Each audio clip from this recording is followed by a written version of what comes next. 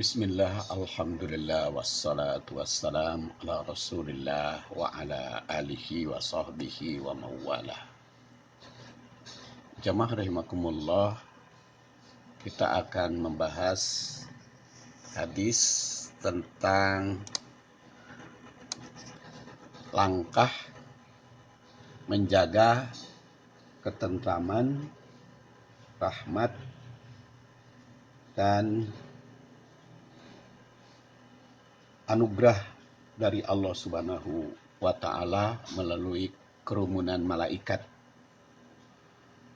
Ini kajian hadis tentu saja yang diriwayatkan oleh Muslim bin Hajjaj An-Naisaburi. Ya, kita kenal Muslim merupakan ulama kedua dalam Kutubus Sittah setelah Al-Bukhari. Nama aslinya Abul Husain Muslim bin Hajjaj bin Muslim Al-Qushairi An-Naisaburi, 224 Hijriah, 261. Kita baca hadisnya secara lengkap. Haddatsana Yahya bin Yahya At-Tamimi wa Abu Bakar bin Abi Syaibah wa Muhammad bin Al-Ala Al-Hamdani wa lafdu li Yahya qala Yahya akhbarana wa qala al-akharani haddatsana Abu Muawiyah anil A'mas an Abi Shalih an Abi Hurairah qala Rasulullah sallallahu alaihi wasallam man nafasa mu'minin kurbatan min kurabid dunya nafasallahu anhu kurbatan min kurabi yaumil qiyamah wa man yassara ala mu'sirin yassarallahu alaihi fid dunya wal akhirah wa man satara musliman satarahullah fid dunya wal akhirah. Wallahu fi aunil abdi ma kana al abdu fi auni akhihi. Wa man salaka tariqan yaltamisu fihi ilman sahalallahu lahu bihi tariqan ilal jannah. Wa majtama'a qaumun fi baitin min buyutillahi yatsluna kitaballah wa yatadarasunahu bainahum illa nazalat alaihimus sakinah wa ghasyiyat humur rahmah wa hafat humul malaikah wa dzakarahumullahu fi man indah wa man bata'a bihi amaluh lam yusri bihi nasabuh. Kalau kita perhatikan redaksi hadis ini, bisa kita kasih judul dari sudut langkah yang harus kita tempuh untuk meraih. Pertama yang diraih berdasar hadis ini adalah as-sakinah, ketentraman, atau rahmah, rahmat pemberian Allah, atau hafathumul malaikah, yaitu dikerumuni malaikat, atau wadzakarahumullahu fiman indah, disebut oleh Allah sebagai hamba kebanggaan. Jadi ini mau dijuduli langkah menuju atau meraih 4 hal tersebut, atau juga bisa dipahami dari sudut jaminan. Ada 7 jaminan dari Rasul sebagai hukum, yang maksud saya semacam hukum sebab akibat. Barang siapa yang melakukan sesuatu, akibatnya sesuatu yang lain. Nah ya, kita lihat dulu sanad atau rawi hadis ini, atau para ahli hadis yang terlibat di dalam mata rantai hadis dari Rasul ke Abu Hurairah sampai ke Yahya bin Yahya sampai ke Muslim. Nah, kita menerimanya dari Muslim, ya. Dan Yahya ini adalah guru Syekh Muslim yang wafat, ada yang mengatakan 226, ada juga yang mengatakan 224. Beliau itu termasuk kibar tabi'ul atba. Jadi tabi'ul atba yang senior. Dia menerima hadis dari Abu Bakar bin Abi Syaibah. Nah, beliau bernama Abdullah bin Muhammad bin Syaibah. Cuman punya julukan Abu Bakar bin Utsman. Beliau adalah keturunan Abbas dan termasuk kibar juga tabi'ul atba. Dari Muhammad bin Al-Ala Al-Hamdani. Ini adalah Muhammad bin Al-Ala Al-Quraib, keturunan Hamdan. Termasuk kibar tabi'ul atba juga. Dan redaksi yang diambil di sini adalah yang diambil dari Yahya, diterima dari Yahya, yaitu Yahya bin Yahya At-Tamimi, yang dia mengatakan qala Yahya ahbarona, Yahya telah menyampaikan kepada kami. Maka dia mengutip secara langsung. Dan yang lainnya mengatakan hadasana Abu Muawiyah. Abu Muawiyah itu adalah Muhammad bin Khazim At-Tamimi As-Sa'di sebagai As-Sugra minal atba. Dari itu yang junior dari atba tabi'in. Anil A'mas, dari Al-A'mas. Al-A'mas itu dia bernama Sulaiman bin Mihran, dikenal dengan Abu Muhammad As-Suqra minat tabi'in. Dan lahirnya di Kufah tahun 61 serta wafat 147, tapi juga ada yang mengatakan 174. Jadi ini rawi hadisnya, ya. Rawi hadisnya begitu. Jadi cukup panjang rawi hadisnya Al-A'mas. Kemudian dia menerima dari Abi Soleh, itu yang bermana Dakwan Al-Yamani. Itu adalah Al-Wusta bit Tabi'in. Ingat, Dakwan ini juga termasuk murid Aisyah yang diangkat oleh Aisyah. Dakwan Al-Yamani yang dikenal dengan Abi Soleh itu diangkat oleh Aisyah jadi imam di Masjid Nabawi zaman Aisyah. Dan dialah Dakwan yang menyponsori atas perintah Aisyah untuk jadi imam taraweh dengan membaca mushaf Al-Quran. Jadi kalau sekarang di masjid-masjid ada menyediakan mushaf untuk dibaca imam, sehingga imam itu membaca mushaf Al-Quran, itu asal usulnya dari Aisyah yang memerintahkan kepada Dakwan. Jadi dasar tersebut bisa digunakan karena dari istri Rasul. Dan Abi Soleh ini menerima hadis dari Abi Hurairah. Kalau Abu Hurairah sudah saya ceritakan beberapa waktu yang lalu, adalah sahabat yang sangat populer karena meriwayatkan 5.374 hadis, yang beliau lahir 19 sebelum Hijriah dan wafat tahun 59, masuk Islam tahun ke-7 Hijriah.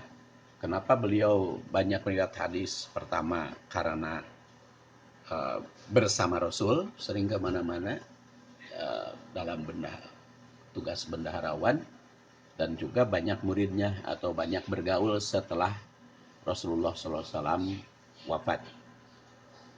Jadi ada memang yang pernah nuduh negatif kepada Abu Hurairah, yaitu ulama-ulama di barat ya, bukan ulama, para cendekiawan barat menuduh negatif kepada Abu Hurairah, terutama itu yang salurannya dari Syiah.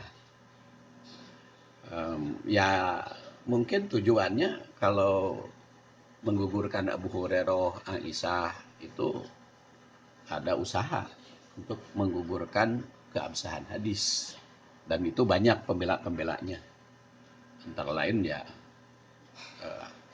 Hajjaj Khatib dan masih banyak lagi. Nah, jadi itu Abu Hurairah. Nah, maka Rasulullah SAW bersabda, man nafasa an mu'minin kurbatan min kurabid dunya, nafasallahu anhu kurbatan min kurabi yaumil qiyamah.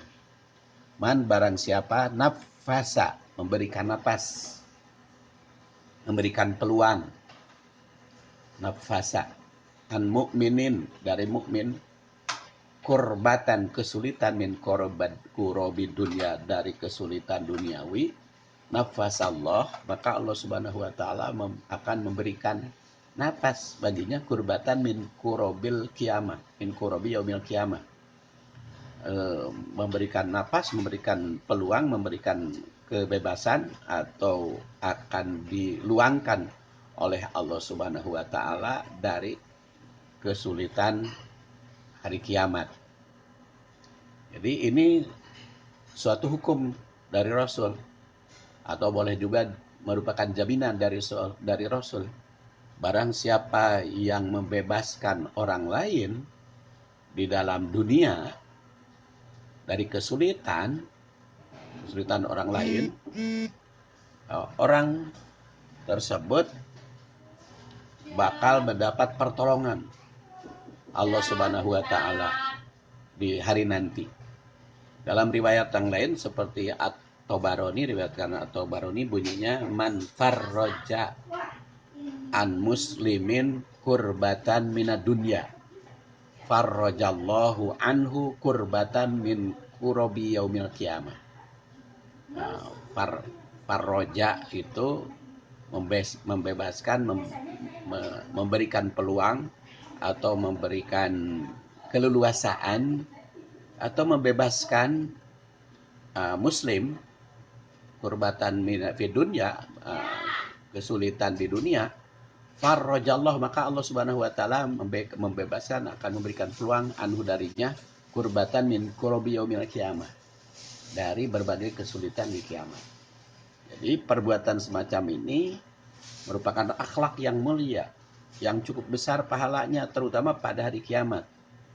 Oleh Allah Subhanahu wa taala jaminannya dibebaskan dari segala kesulitan. Jadi jika ingin bebas di hari kiamat dari berbagai kesulitan, maka caranya bebaskan kesulitan sesama.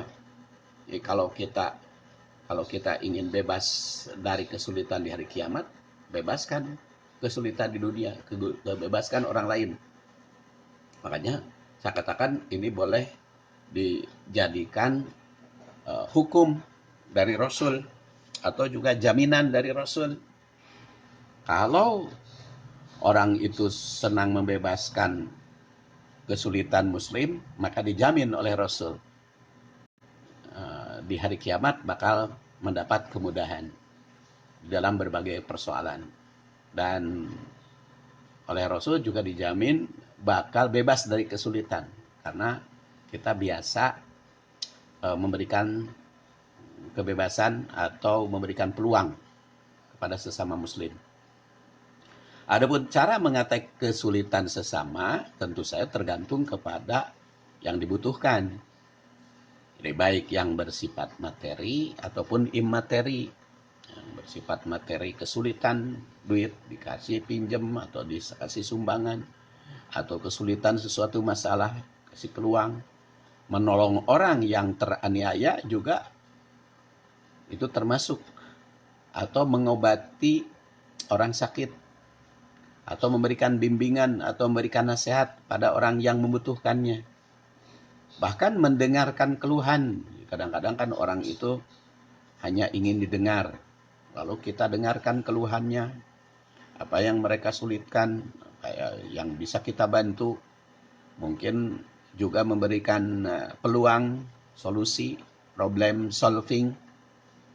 Itu juga salah satu cara memberikan kesempatan pencerahan kepada mereka. Juga termasuk itu ada perbuatan yang bisa memudahkan kesulitan hari kiamat. Ini merupakan jaminan, sebagai jaminan pertama dari Rasul, bahwa orang yang ingin bebas dari kesulitan kiamat, bebaskan kesulitan sesama manusia di dunia. Hadis ini merupakan janji Allah Subhanahu wa taala melalui Rasul. Karena kalau Rasul itu berjanji, bersabda, sudah pasti dasarnya wahyu. Siapa yang memudahkan manusia di dunia, maka di akhirat akan mendapatkan pertolongan dari kesulitan. Di akhirat kelak tidak ada yang menolong selain diri sendiri dan pertolongan ilahi. Oleh karena itu, yang membebaskan sesama manusia, maka akan mendapatkan kebebasan di akhirat kelak. Inilah hukum dari Allah Subhanahu wa ta'ala, bahwa akhirat itu ditentukan, atau kalau ditentukan mungkin terlalu pasti, kehidupan akhirat itu dipengaruhi oleh sikap kita selama di dunia. Jadi manusia hidup di dunia akan ikut menentukan kehidupan di akhirat. Dan kita ketahui manusia hidup di dunia itu kan tidak mungkin dalam kesenangan abadi. Itu sering mendapat kesulitan. Tidak mungkin dalam satu hari itu yang 24 jam jumlahnya itu terus-menerus bahagia kan. Kadang-kadang dalam 24 jam itu ada saja kesedihan, ada saja kesulitan. Kadang mengalami kebahagiaan, kadang mengalami kesulitan. Jika kita ingin mendapatkan ketenangan, bebaskan sesama insan.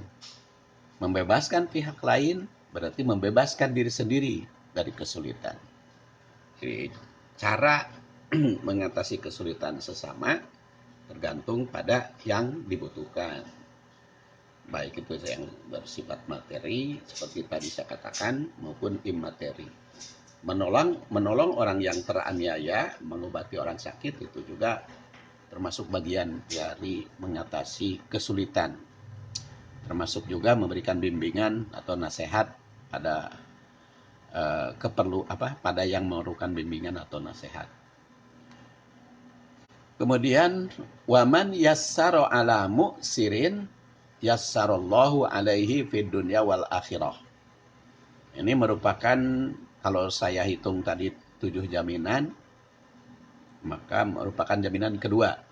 Tapi kalau hadis ini dikasih judul langkah yang harus kita tempuh berarti langkah yang kedua.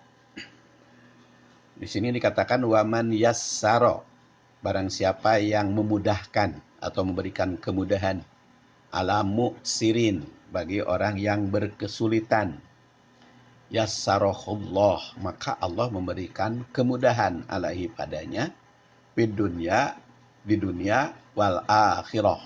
Ini kurang alif ya, wal akhirah, dan akhirat. Dikasih alif saja. Jadi barang siapa yang memberikan kemudahan kepada orang yang berkesulitan, maka Allah Subhanahu wa taala akan memberikan kemudahan baik di dunia maupun di akhirat. Jadi kalau kita ingin mendapat kemudahan, ya berikan kemudahan orang lain. Karena itu hukum dari Allah. Kalau kita sering menyulitkan orang, maka kita akan kesulitan.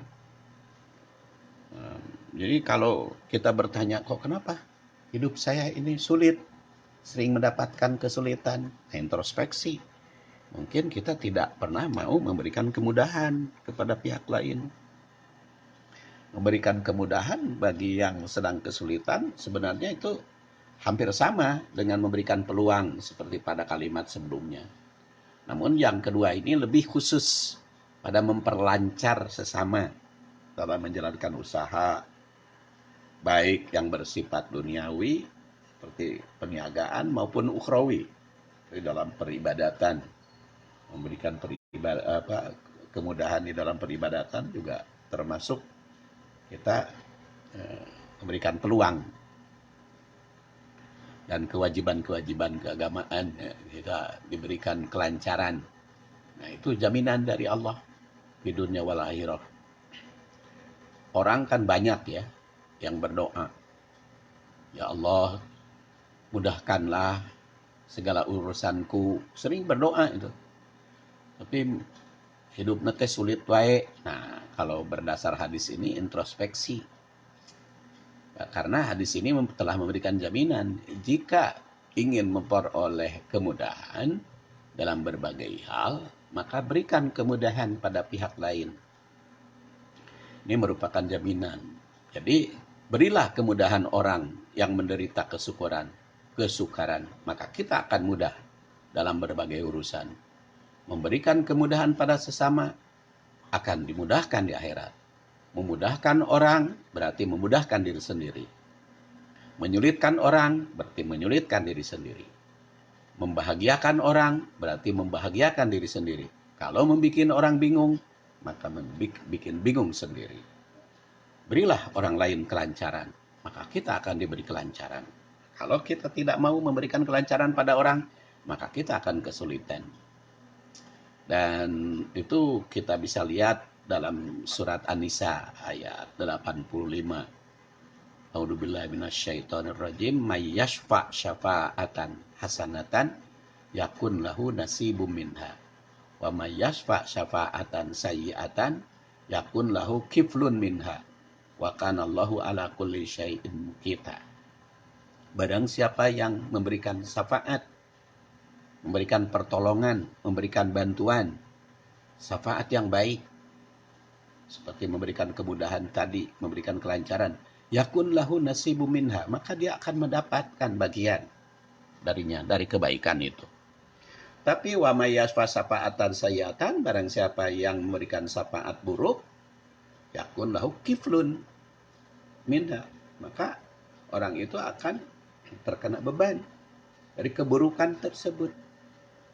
Jadi tergantung kepada kita. Kalau kita memberikan pertolongan baik, akan baik manfaatnya nanti.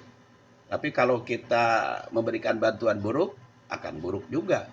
Atau jadi beban kita juga keburukannya nanti. Wa kana Allahu ala kulli syai'in muqita. Nah, kemudian meringankan orang sedang kesukaran itu sama dengan memberikan kemudahan bagi diri sendiri. Dalam surat Al-Insyirah ya. Dalam surat Al-Insyirah, Alam Nasrah, itu kan dikatakan inna ma'al usri yusra. Karena sesungguhnya sesudah kesukaran itu ada kemudahan. Bahkan sekali lagi tandaskan inna ma'al usri yusra. Sesungguhnya sudah kesukaran ada kemudahan. Bahkan sampai diulangi gitu. Bahwa setiap ada kesukaran pasti ada kemudahan. Perkataan usr itu kan sering bermakna lemah, miskin, atau kebodohan. Di sini secara berulang ditandaskan bahwa setiap ada usr, ada yusr. Nah, maka kalau orang lain dalam keadaan usr, maka kita yang memberikan yusr. Kalau kita ingin memperoleh yusr, kemudahan, maka bebaskan orang lain daripada usr. Karena selama hidup di dunia, itu tidak ada yang tetap abadi kan. Jadi bukan hanya orang miskin kesulitan itu, orang kaya juga sering bertemu dengan kesulitan. Ketetapan yang ada di dunia itu adalah perubahan. Jadi antara kesukaran dan kemudahan. Jadi tidak ada yang tetap di dunia itu. Jadi pergantian atau perubahan antara yang sukar dengan yang mudah. Hanya mungkin ada orang itu lebih banyak mudahnya, lebih kecil sukarnya. Ada juga yang lebih banyak sukarnya. lebih sedikit mudahnya. Nah, kita memberikan peluang kepada yang banyak kesukaran, kita bantu kesukaran mereka supaya memperoleh kemudahan. Ini boleh disebut jaminan kedua atau langkah kedua. Inna ma'al usri yusra. Karena memang kadang orang miskin, kadang itu orang itu menjadi kaya. Dan orang miskin juga tidak selamanya miskin. Di dalam hatinya terkadang dia menerima kemudahan, kenikmatan. Terkadang sakit, tapi walaupun dalam keadaan sakit, terdapat juga sehat. Jadi dirasakan sehatnya dalam keadaan sakit. Seperti orang miskin, tapi dirasakan kekayaannya dalam kemiskinan. Seperti orang kaya juga sering menderita kemiskinan di dalam kekayaan itu. Sama yang sakit juga kan orang yang sakit repot ya, penyakit apapun. Tapi kan kadang-kadang ada ketenangan. Saking repotnya, saking repot sekali, maka oleh Allah Subhanahu wa taala diberikan anugerah bisa koma. Koma itu tidak terasa kan? Atau bisa tidak bisa apa-apa. Nah, ini merupakan anugerah. Jadi sebenarnya antara sehat dengan sakit itu kalau kita bandingkan gitu jumlahnya lebih banyak sehatnya. Apalagi kalau yang tidak sakit. Orang yang sakit terus-menerus saja itu terasa sehatnya pasti ada dalam keadaan sakit itu. Jadi walaupun ada orang menderita sakit sepanjang hidup, tapi dalam keadaan sakit itu terdapat kesehatannya. Orang yang menderita penyakit juga sering merasa sehat di suatu saat. Nah, dunia ini memang tidak ada yang abadi. Jadi keabadian dunia adalah perubahan. Demikian pula orang yang miskin sering merasa kecukupan. Orang kaya raya terkadang merasakan kurang saat tertentu. Ya, coba saja pemilik restoran. Kita bayangkan pemilik restoran segala macam, oh daharnya enak terus ya. Tapi kan kadang-kadang pemilik restoran juga kebingungan cari makanan yang lain-lain. Ya, sama tukang masak juga kan kadang-kadang kebingungan cari makanan yang lain. Karena begitulah yang namanya dunia, tidak pernah abadi. Sunnatullah itulah di dunia. Jadi antara duka dan suka sering berganti. Antara bahagia dan nestapa sering bergiliran. Oleh karena itu jangan terlalu putus asa tatkala mengalami kesedihan. Dan jangan terlalu terpesona membanggakan diri ketika mendapatkan kebahagiaan. Itulah firman Allah dalam Al-Quran surat 57 ayat 23. Likaila ta'sau ala ma fatakum wala tafrahu bima atakum wallahu la yuhibbu kulla mukhtalin fakhur. Supaya kamu jangan berduka cita terhadap apa yang luput dari kamu. Dan supaya kamu jangan terlalu gembira terhadap apa yang diberikannya kepadamu. Dan Allah Subhanahu wa taala tidak menyukai setiap orang yang sombong dan membanggakan diri. Jadi jangan berputus asa tatkala menderita, jangan terlalu bangga tatkala bahagia. Tapi pandailah bersyukur ketika mendapat nikmat dan pandai bersabar ketika musibat. Nah itu ta'sau likaila ta'sau ala ma fatakum wala tafrahu bima atakum wallahu la yuhibbu kulla mukhtalin fakhur. Kemudian jaminan ketiga sekarang. Kalau tadi yang kedua. Ketiga, waman sataro atau langkah ketiga. Waman sataro musliman satarahullah fid dunya wal akhirah. barang siapa yang menutupi muslim, sataro dan sutroh ya, tutup atau penghalang, barang siapa yang menutupi muslim, menutupi kesalahan muslim, satarahullah, maka Allah akan menutupinya di dunia dan wal akhirah, di dunia dan akhirat. Kan kita tahu selama hidup di dunia ini manusia tidak lepas dari kelemahan kan. Di samping ada kelebihan, pasti punya kelemahan. Ada manusia yang nampak kelebihannya hingga tidak nampak kelemahan. Ada yang lebih nampak kelemahannya sehingga tidak nampak kelebihan. Kelebihan yang nampak sebenarnya itu karena kelemahan yang tertutup. Hadis ini menandaskan bahwa orang yang menutupi kelemahan sesama akan ditutupi aib sendiri, baik dunia maupun akhirat. Tegas, menutupi aib orang lain itu berarti menutupi aib diri sendiri. Jadi kalau kita punya aib, akan ingin ditutupi aib kita, ya jangan membuka aib orang. Karena kalau kita membuka aib orang, pasti akan terbuka aib kita juga. Makanya kalau kita ingin ditutupi punya aib, jangan membuka aib orang lain. Ini hukum dari Allah melalui Rasulnya. Man satara musliman, satarahullah fid dunya wal akhirah. Kalau kita punya kelemahan, jangan membuka kelemahan orang. Jangan membuka aib. Nah, cara menutupi aib sesama muslim bisa dengan cara mengungkap sebagai berbagai kebaikan. Jadi kalau ada yang melemahkan orang, tonjolkan kebaikannya. Karena tidak mungkin orang itu memiliki keburukan sama sekali, tidak pernah mempunyai kebaikan. Dan ini tersirat dalam firman Allah, innal hasanat yudhibnas sayyi'at. Surat 11 ayat 114.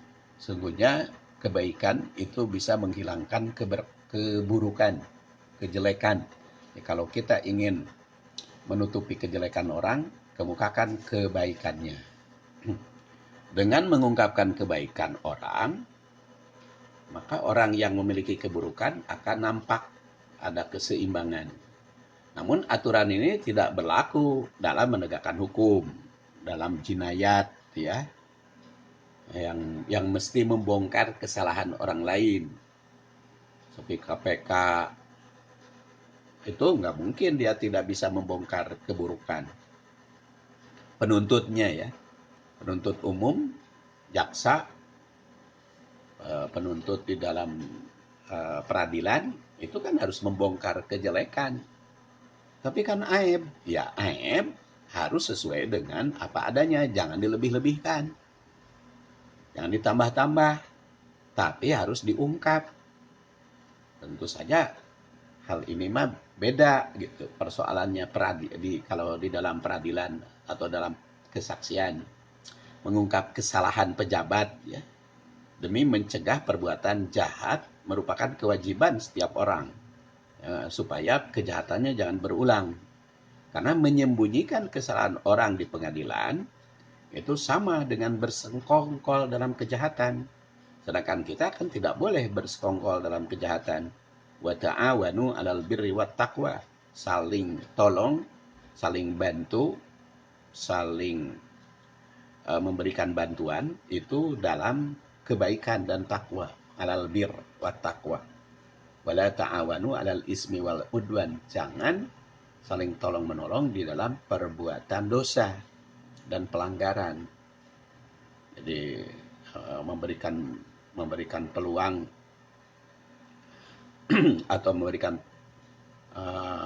pertolongan kepada orang itu di dalam kebaikan. Jadi kalau dalam kejelekan kita tidak boleh nutup-nutupi kalau di dalam pengadilan. Tapi tidak boleh menambah-nambah, melebihkan, harus sesuai dengan kenyataan. Itulah sebabnya mengapa dalam proses pengadilan ada penuntut yang mengungkap kesalahan dan dilengkapi dengan pembela yang mengungkap kebenaran, itu supaya seimbang. Sebab kalau hanya penuntut saja, tidak ada pembela, eh, nanti pengadilannya tidak seimbang. Oleh karena itu di dalam pengadilan, dalam Islam juga begitu. Kalau ada penuntut yang menunjukkan kesalahan, pembela yang menunjukkan kebenaran, kelebihannya, atau keunggulannya. Saksi pun kan ada yang memberatkan terdakwa, ada juga yang meringankan kan, saksi juga. Baik itu saksi mata maupun saksi-saksi yang lain. Nah, kewajiban saksi adalah bicara jujur. Walau mesti membongkar kejelekan.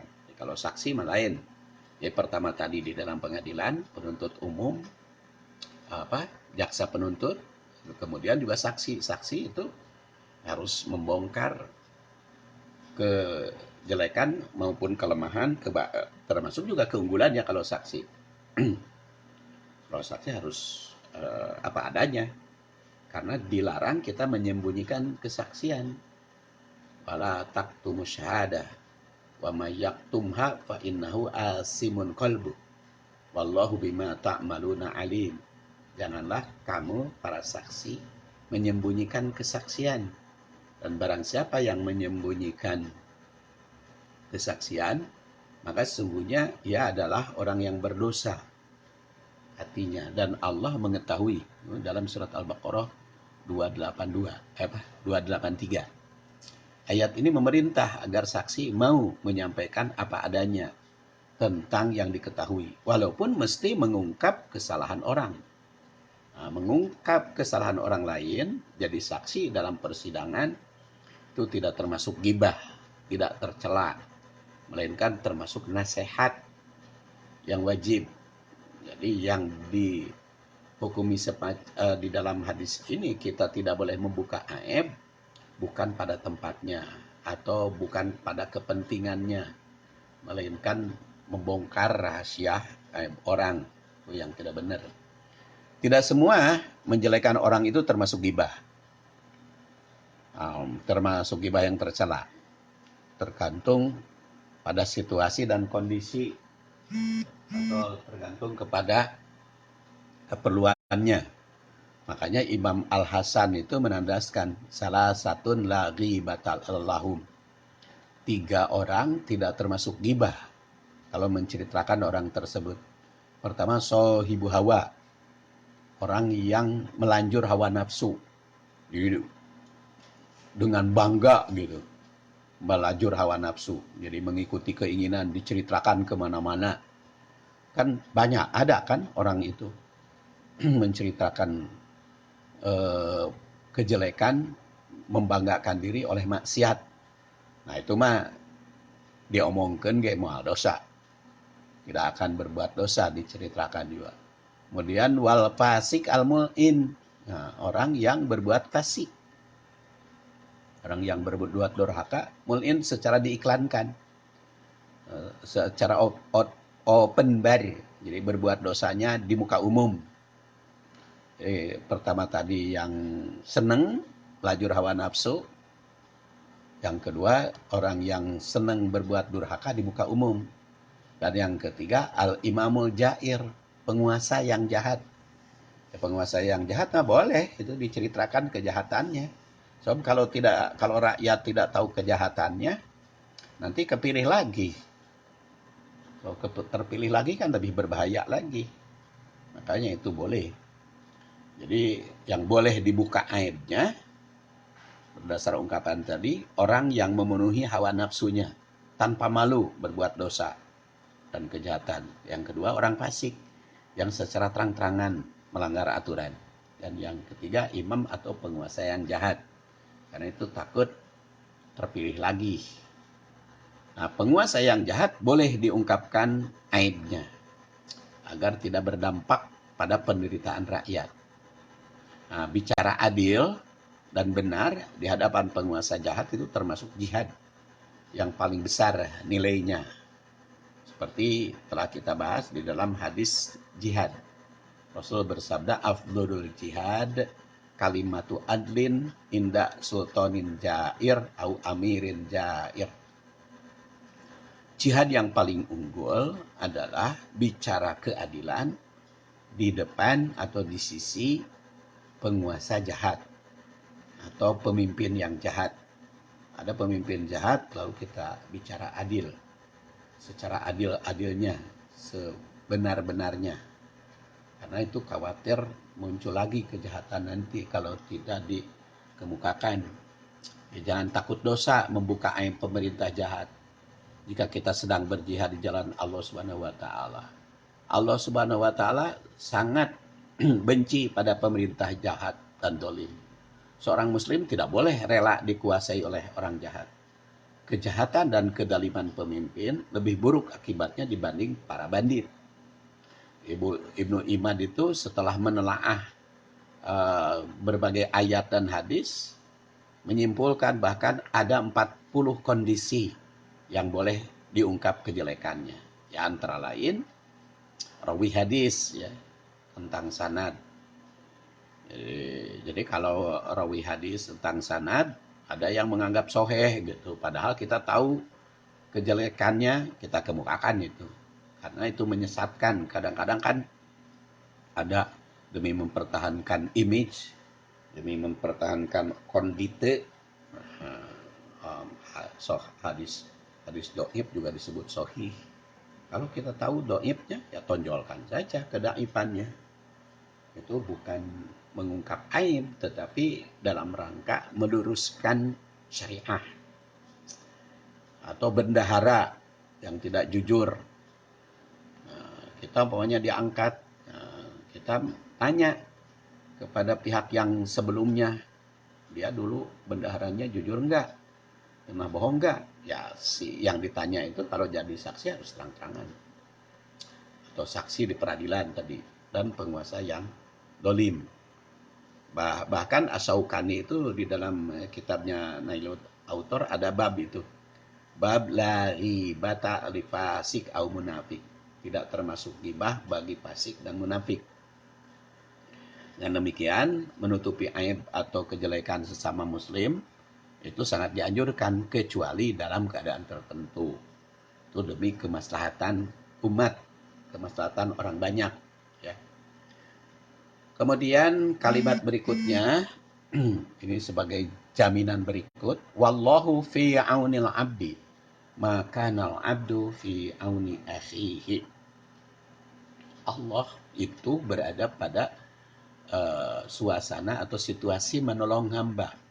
Sepanjang hamba itu senang menolong sesama. Ini hadis ini juga diriwayatkan oleh Abu Dawud dan Tirmidzi dengan redaksi yang sama. Jadi jika ingin mendapatkan pertolongan Allah, maka tolong sesama. Hadis ini memberikan jaminan bahwa Allah senantiasa menolong orang yang memberikan pertolongan pada sesama manusia. Menolong orang berarti menolong diri sendiri. Memberikan bantuan pada orang lain berarti membantu diri sendiri. Rasul ketika ditanya sahabat tentang ama yang paling dicintai, dia akan jawab menolong orang. Jadi kalau kita sering bertanya bagaimana, ya Allah saya minta pertolongan kepada Allah. Ini sebagai jaminan yang keempat. Jaminan yang keempat atau langkah yang keempat, kalau kita ingin mendapat pertolongan dari Allah, tolong sesama. Maka Allah akan memberikan pertolongan. Karena Rasul ketika ditanya manusia yang paling dicintai Allah, yang paling disukai oleh Allah, maka beliau menjawab ahabun nas ilallahi ta'ala anfa'hum linnas. Manusia yang paling dicintai oleh Allah adalah yang memberi manfaat kepada manusia lain. Ya, seperti memberikan pertolongan pada manusia lain. Wa ahabbul a'mal ilallahi ta'ala sururun tudkhiluhu ala muslim. Amal yang paling dicintai oleh Allah memberikan kebahagiaan terhadap sesama muslim. Au takshifu anhu kurbatan, atau melepaskan dari muslim itu kesulitannya. Au taqdi anhu dainan, atau mangmayarkeun utang. Orang yang terjerat utang, kita bayarkan utangnya. Itu paling dicintai oleh Allah. au tatrudu anhu ju'an, atau meneraktir orang yang lapar. Yang kelaparan kita bantu.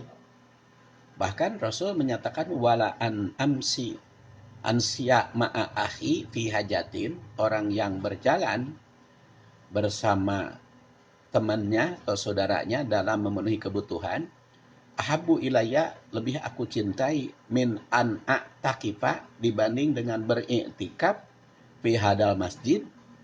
Fi hadal masjid artinya kan Masjid Nabawi, yakni Masjidil Madinah, syahran, 1 bulan.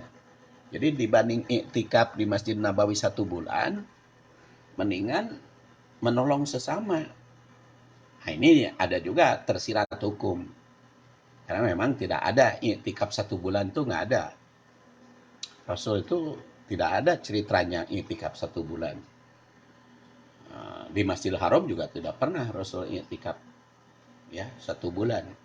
Bahkan menolong orang itu lebih besar pahalanya dibanding iktikaf di masjid. Jadi jangan sampai kita rajin iktikaf di masjid sementara tetangga kelaparan, sementara orang tidak tidak bisa membiayai anaknya, istrinya, lalu kita iktikaf aja di masjid. Itu tidak benar, karena memberikan pertolongan pada orang lain itu lebih besar pahalanya dibanding iktikaf. Hadis ini juga memberikan gambaran bahwa memberikan bantuan pada sesama dalam berbagai kebaikan dinilai lebih unggul dibanding hanya ibadah ritual belaka. Bahkan dalam pengunci hadis tersebut, ala an amsi ma'a akhin fi hajatin ahabu ilayya min an a'takifa fi hadal masjid. Itu yakni Masjid Al-Madinah. Memberikan pertolongan atau bantuan kepada sesama yang membutuhkan bantuan itu lebih dicintai oleh Allah dibanding dengan iktikaf di masjid. Di sini 1 bulan, tapi kalau di dalam hadis riwayat Hakim itu bunyinya li'an amsya ahadukum ma'a akhihi fi qada'i hajatihi. Nah, dalam qada'i hajatihi, dalam membutuhkan dalam memenuhi kebutuhan, afdal, lebih afdal, lebih unggul, lebih tinggi derajatnya min an a'takifa dibanding i'tikaf di masjihada, di masjid ini syahrain, 2 bulan. Jadi ini lebih unggul dibanding 2 bulan ya. Dengan demikian amal yang lebih unggul dibanding i'tikaf berdasar hadis ini, pertama memberikan manfaat pada sesama, kedua saling membahagiakan, ketiga mengatasi masalah yang dihadapi, keempat menolong orang yang membutuhkan pertolongan, kelima membayarkan utang yang terjerat, keenam membebaskan sesama dari kelaparan, ketujuh membantu orang yang butuh bantuan. Nah, 7 macam amal ini lebih unggul dibanding i'tikaf di masjid selama 1 bulan. Jadi sekarang di Masjidil Haram kan tahun bulan Ramadan tahun 1441 itu dilarang i'tikaf baik di Masjidil Haram maupun di Masjid Nabawi. Nah, ada kesempatan dimanapun kita untuk melakukan amal yang lebih unggul dibanding dengan i'tikaf, yaitu ya 7 amal unggulan ini.